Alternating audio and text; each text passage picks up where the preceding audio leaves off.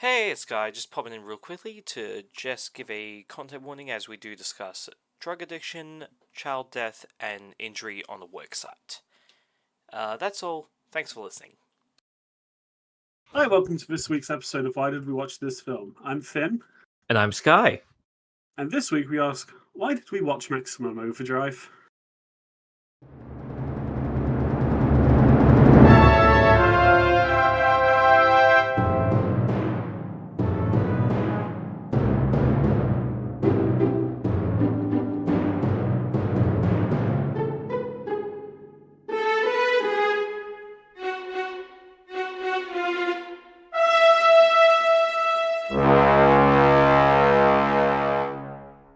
Alrighty, so Maximum Overdrive in.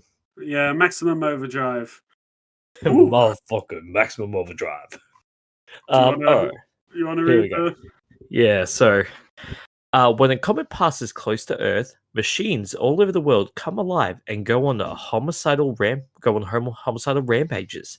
A group of people at a desolate truck stop are held hostage by a gang of homicidal 18-wheelers. The frightened people set out to defeat the killer machines, or be killed by them. Okay, Rock and roll. rock and roll.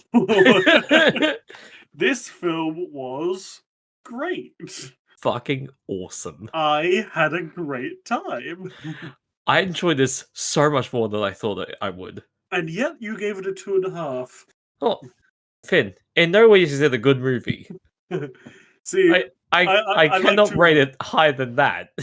It's not good. That's fair. I don't think I could have rated it any higher than a 3.5, no matter how much great time I had. Well, I'll say it's a 5-star time. It's 5-star time. 5-star time. It's like a 2-star movie. 2-star movie, 5-star time. That somehow translates to 3.5 for me. Yeah. I remember seeing, I was like, whoa, that's so high. But Finn, do you remember what I told you before you watched this? Not to read your review? Correct, yeah. Because I felt, it was because I was like, I felt like that I felt like I gave too much of it away in my review because I was like, no.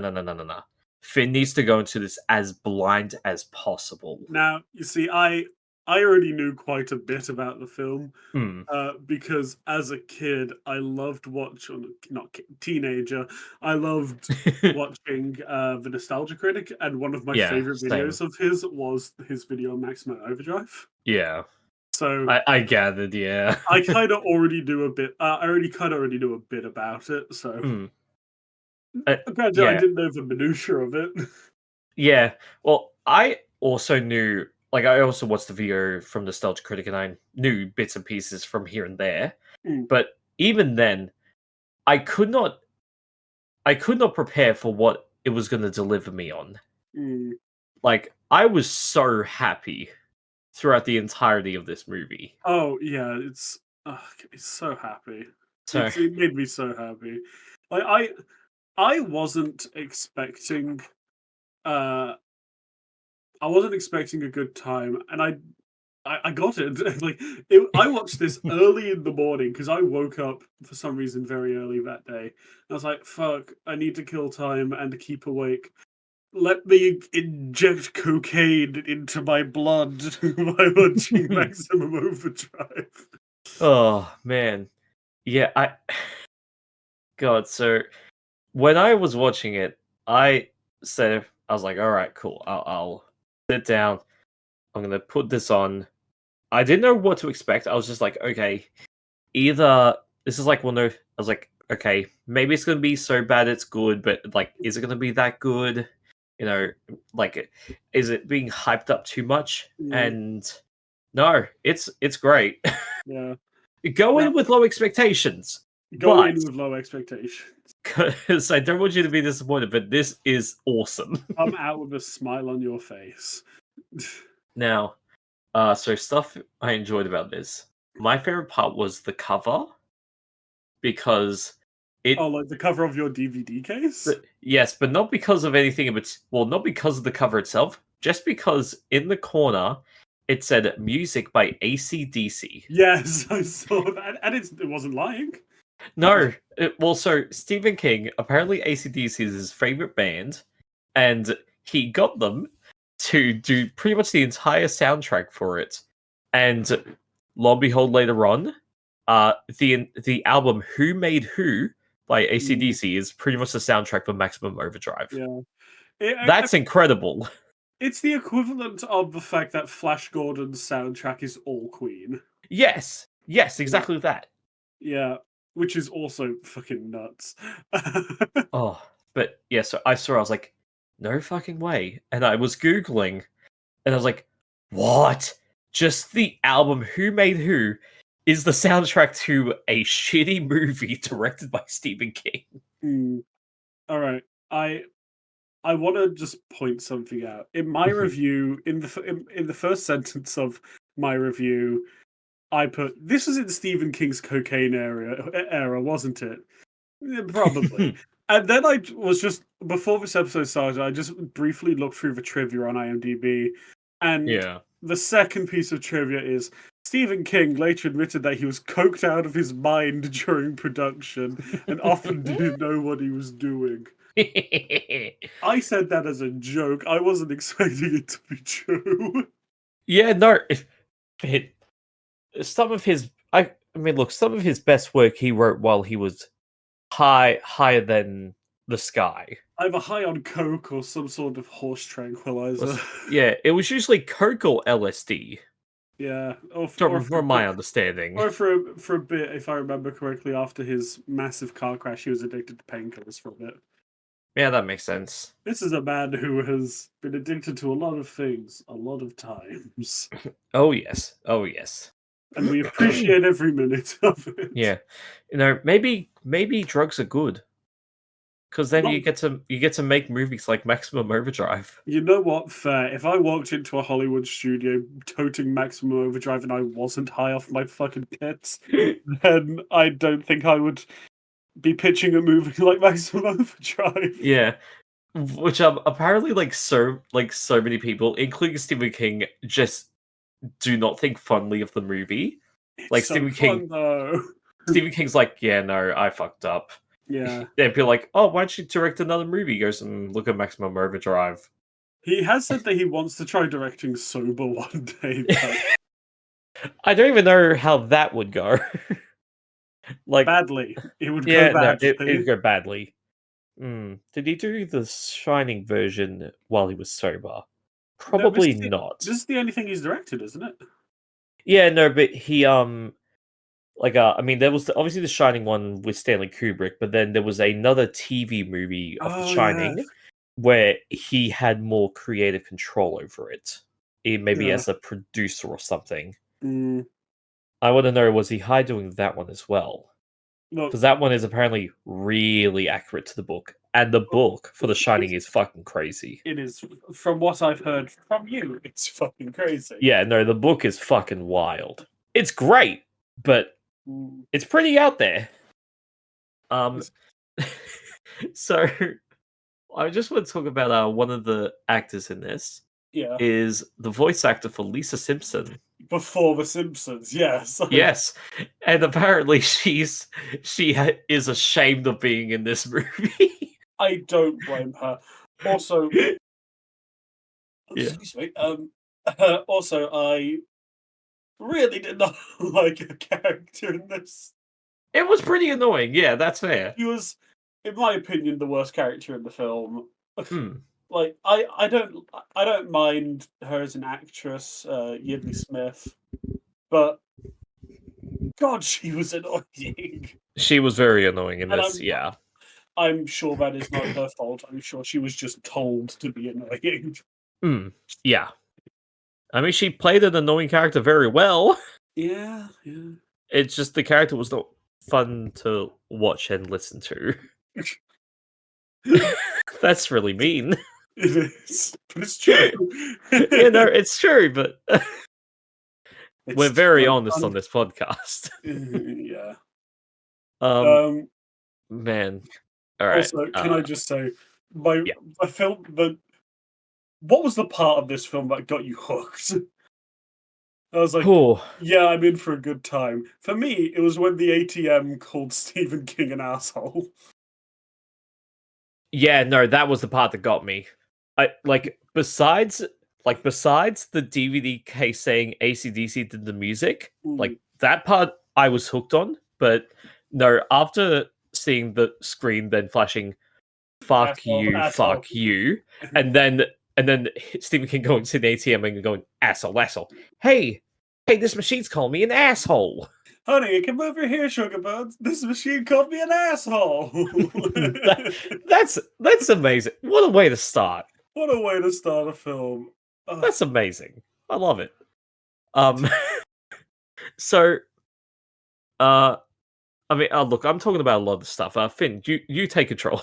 What do you want to talk about with this movie?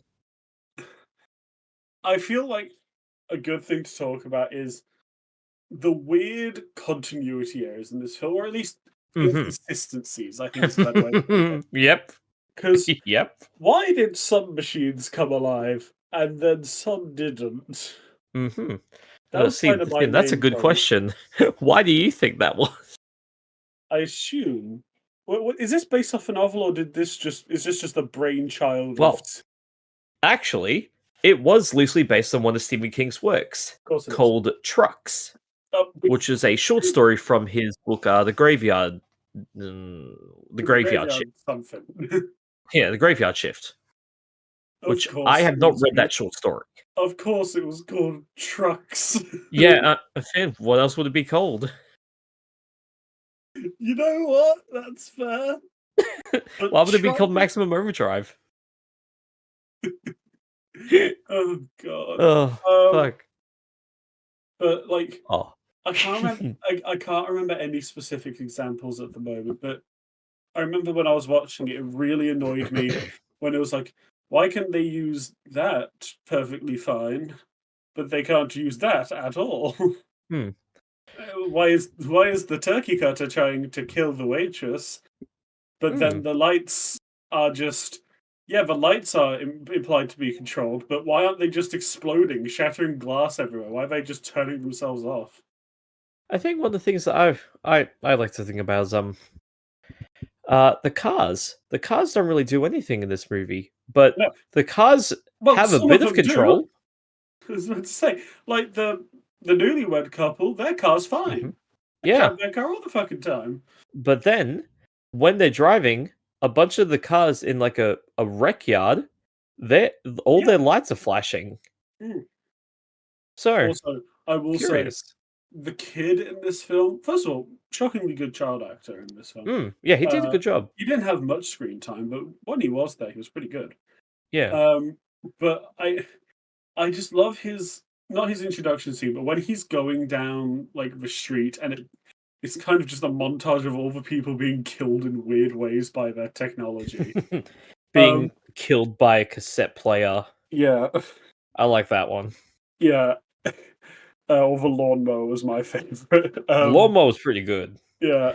But I loved when the ice cream truck rounded the corner and you could just see like 3 tricycles in it like smashed into its grating.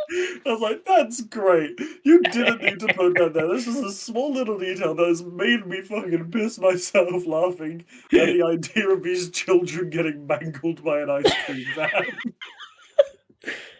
Look, for those laughing, like, come on.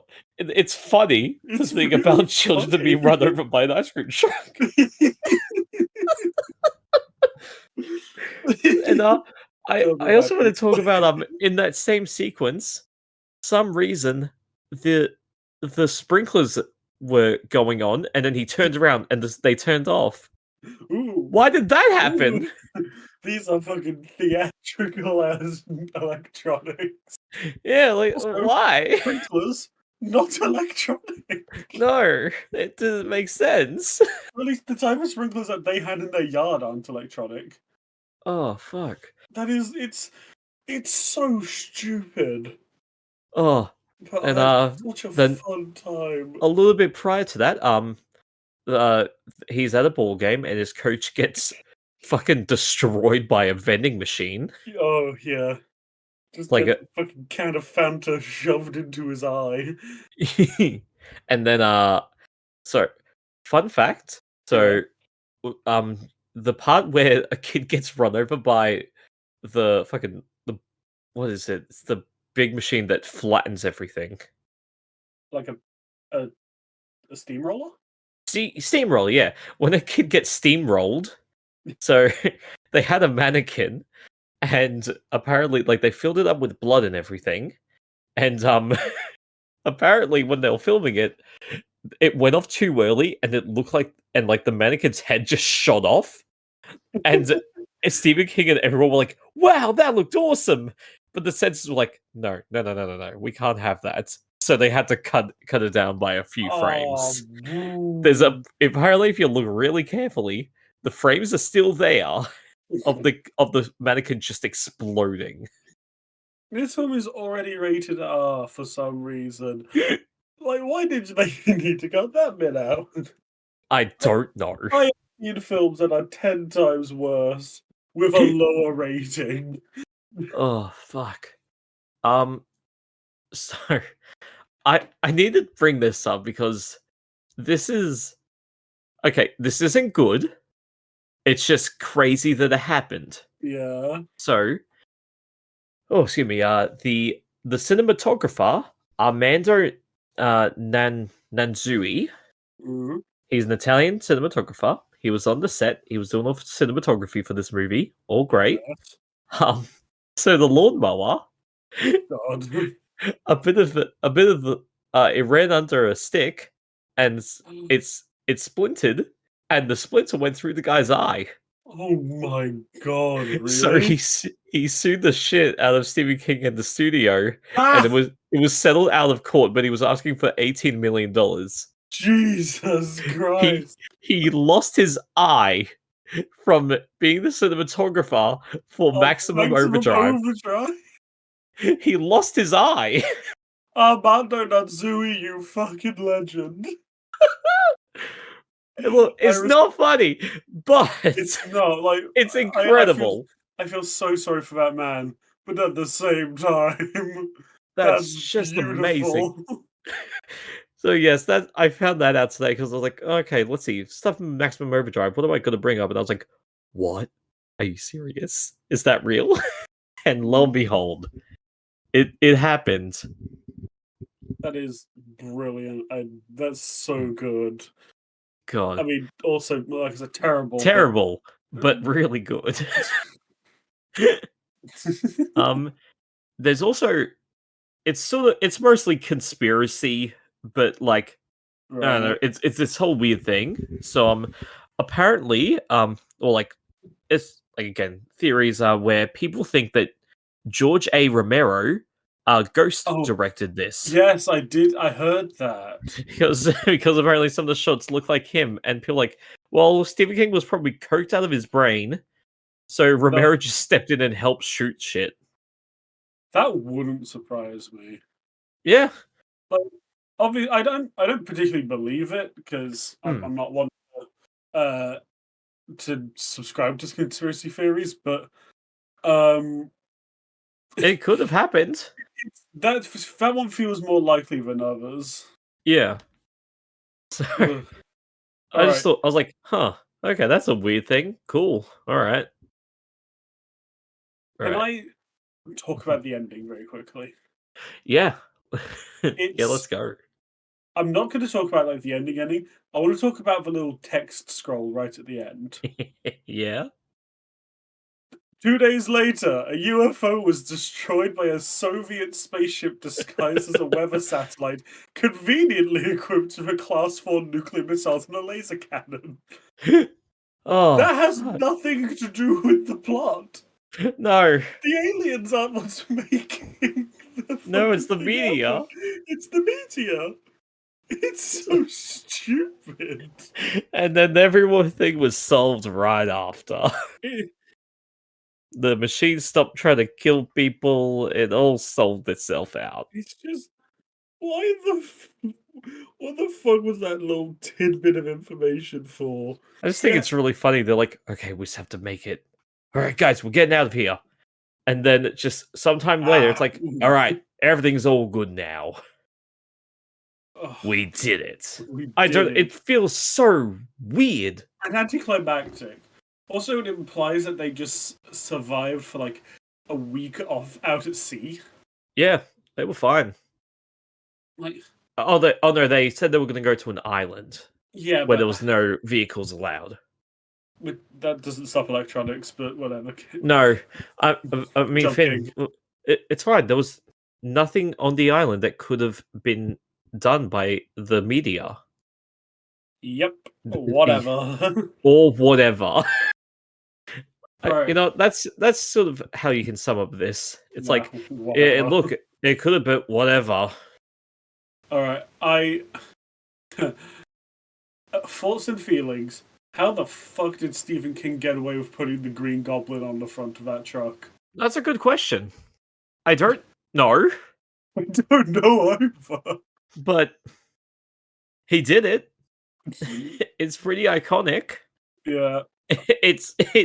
Yeah, I don't know how he did, but yeah, no, that's the Green Goblin's head. It's just straight up the Green Goblin's head. That's amazing. Like it even has like the purple hat and everything. Yeah. It's just so stupid. No, I Finn, love it's it. awesome. Awesome. I love it. Oh, here's something cool. So Finn, the trailer for this movie, Yeah.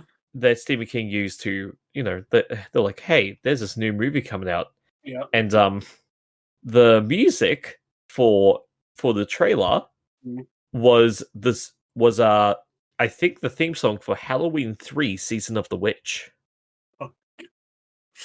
So this was doomed from the start. It had the theme song for apparently one of the worst Halloween movies. I wouldn't know. I've only seen the first one, but I haven't either. I just know it's notoriously one of where the story gets real bad. I mean, it's the one without Michael Myers, so I think it is, yeah. that one I know. It's the only part about that film I actually do fucking know. I also find it funny that Stephen King was so confident about this film when he made it. He was. In the trailer, it was him in the trailer. Yep. And the closing line was, "If you want it done right, you have to do it yourself." Hell yeah, man. It gives the same vibe, and I do not want to compare. Like, Stephen King is a master author. Let's be honest, but he is no director. Just like, but it gives the same vibes as Alfred Hitchcock. Because have you seen any of the trailers for Alfred Hitchcock's films? No, I haven't. Because it's all just Alfred Hitchcock going to be like, "This is me talking about my film." What an impersonation. Damn, where did Finn go? Alfred Hitchcock's in the room. I don't know if that was a good impression of Alfred Hitchcock, but I mean, it was either trailers for fun. It was either Hitchcock or Winston Churchill. Yeah. It was one of the two.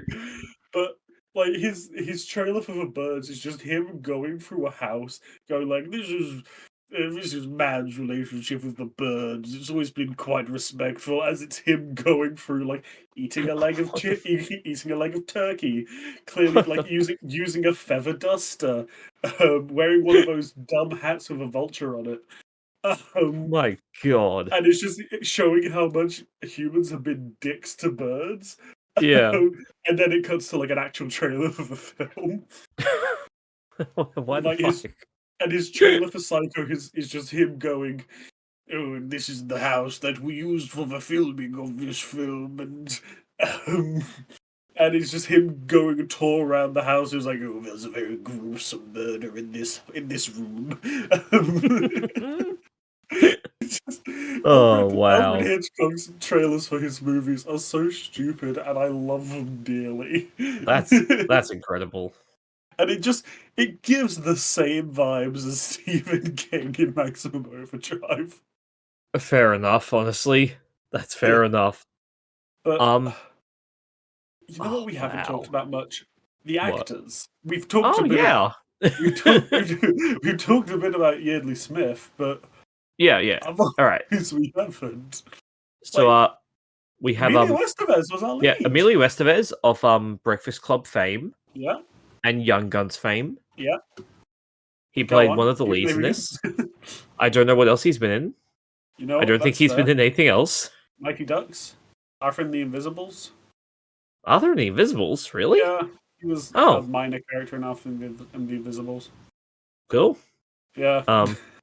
Mission Impossible, Oh yeah, Mission Impossible. Damn, uncredited. that's a shame. St. Elmo's Fire, that was a big one. Yeah. Repo Man, that wasn't. Just going through all of his movies, like, oh, that was successful. That one wasn't. I mean, it's true though. He's also Charlie Sheen's brother, in case anyone didn't know. I didn't know that. What? Yeah, Emilio Estevez is Charlie Sheen's brother In Two and a Half Men or in real life? in real life. Jeez, I did not know that. Yeah. Huh. I don't know where he got the Estevez from, but it's from another side of the family. But yeah, no, they're brothers. Huh. That is so funny. I genuinely did Yeah. not know that. I think everyone in this movie did about as good as they can. Like they did pretty well. They did pretty well with what they had. I mean, it's one of those films where they took it seriously. they took it seriously, but you And can I'm tell they glad. were also having a good time. Yeah. Also, I don't know if you know this, but Giancarlo Esposito had a minor role in this film. Oh wow! Really? You know the guy? I'm pretty sure he's the guy who gets killed by the arcade machines. Oh yeah! Yeah. Oh, that's cool. There's like I love seeing these films when it's like this actor was clearly started out very, very low ball and has become such a big like household name since. Yeah. It's so funny seeing what their earlier films are. That's amazing. The guy who ran the gas station, he was a big old piece of shit. Big old piece of shit, but it's Pat Hingle. Pat Hingle's great. It was great. And I also liked how he had a whole arsenal in the basement. Oh yeah, it was great. That was awesome. He was Commissioner Gordon in the 80s and 90s Batman films. Yes, he was. Yes, that's cool. He was in Talladega Nights as well. Another film I great. And Land Before Time, a film I know you love. Which one? Land Before Time. Ooh, yes, I do. Narrator. Ooh, yes, nice. Love that. Let's see. Yeah, like nice. Who else was like?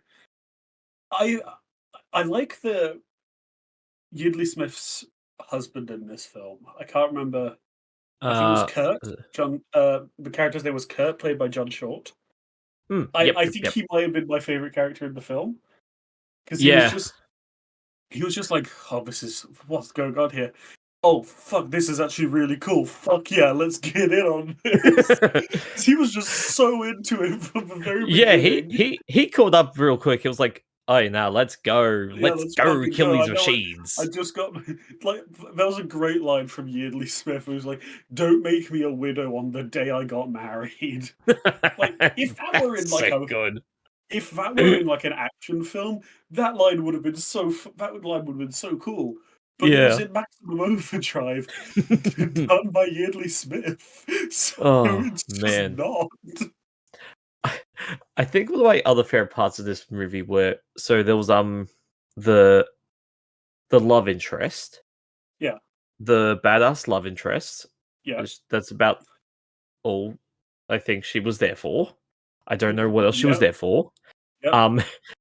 But there was the guy in the car with her who was like this sleazy salesman. The Bible salesman, yeah. Yeah.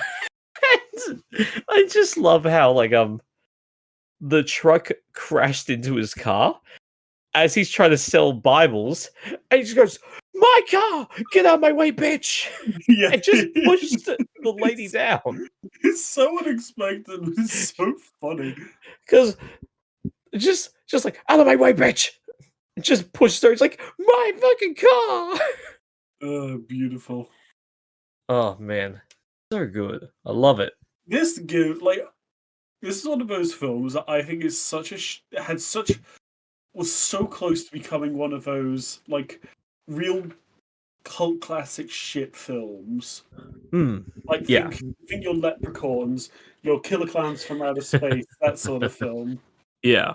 I think it was really teetering on the edge of becoming one of those, but it just never quite made it. Yeah.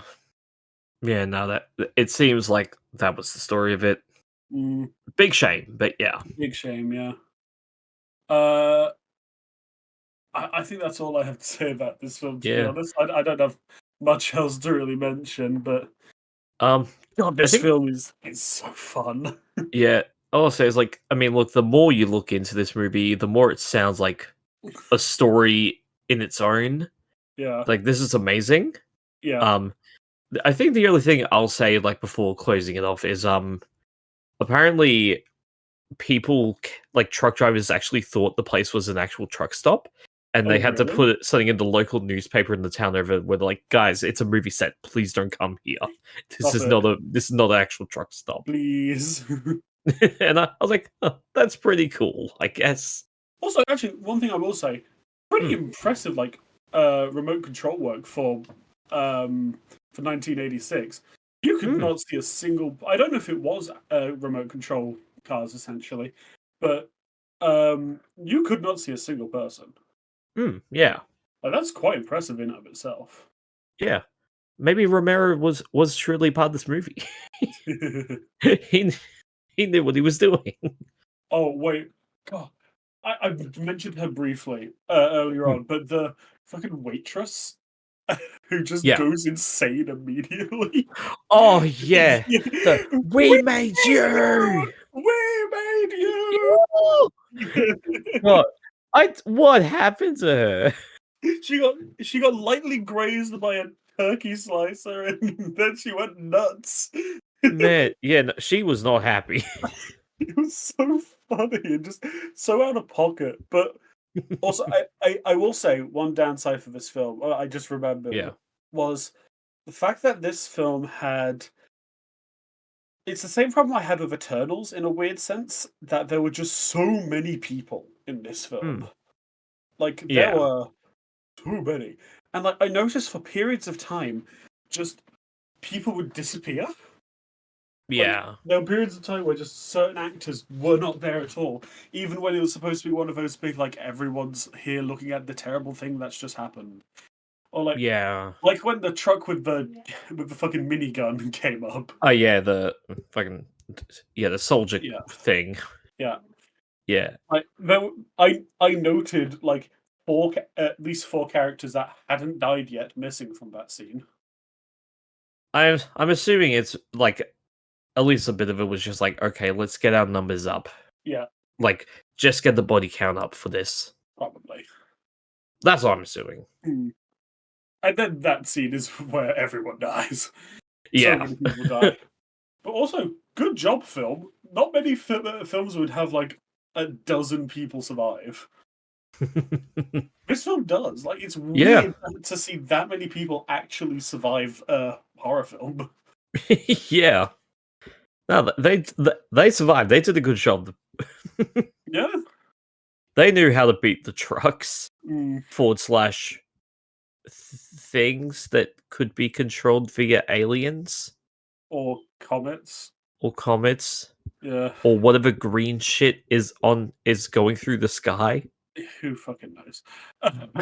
Who can say? Yeah. Who can truly say? Mm. All Um, right. Do you want to yeah. start with our reviews? Yep. Or Alrighty. with funny reviews? Yep. All Now, right. So, we've run into an issue with this one because all yeah. of the reviews are shockingly earnest. So the first one here is Liz, who gave it 3 stars, and they wrote, "All those rigs and not a single pair of truck nuts." Oh, that's true. That's a shame. That is a shame. Why no truck nuts? Yeah. And we have an anomaly with 3 stars, the cinematic equivalent of being served a Mountain Dew with blood in it because you ordered it that way. Wow. Wow. That's awesome. That is a great review. I have And nothing else to say. and finally, Mondo Cinema, who gave it 4 stars. This movie is garbage, but it's my kind of garbage, and it's amazing to behold. Cocaine is truly a hell of a drug. Hell yeah. Fucking Well, hell yeah. that's all we have time for on this week's episode. If you want to find us, Yeah. all of our socials are in the description below. Um, yeah. Yeah. See you later. See you in the cinemas. Yeah. See ya. Bye. Bye.